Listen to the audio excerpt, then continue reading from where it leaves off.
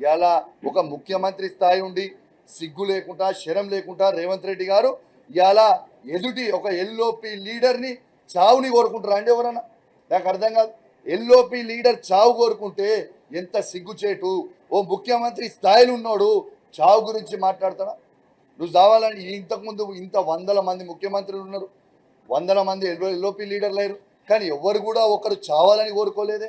ఇంత దరిద్రంగా ఉంటుందా అని చెప్పి నేను అడుగుతా ఉన్నాను. ఇలా ఈ తెలంగాణ రాష్ట్రంలోనే 3 లక్షల పిచ్చి కుక్కలు ఉంటాయి. ఆ పిచ్చి కుక్కలకు అధ్యక్షుడే రేవంత్ రెడ్డి అని చెప్పి ఈ సందర్భంగా మీకు తెలియజేస్తా ఉన్నాను.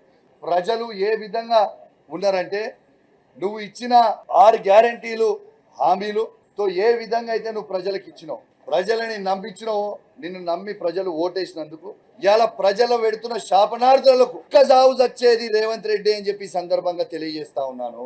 గ్యారంటీగా చెప్తా ఉన్నాను, ఇది ప్రజలు తెలంగాణ ప్రజలు పెట్టే శాపాలకి కుక్క సావు చచ్చేది రేవంత్ రెడ్డి అని చెప్పి చెప్పక తప్పదని చెప్పి సందర్భంగా తెలియజేస్తా ఉన్నాను.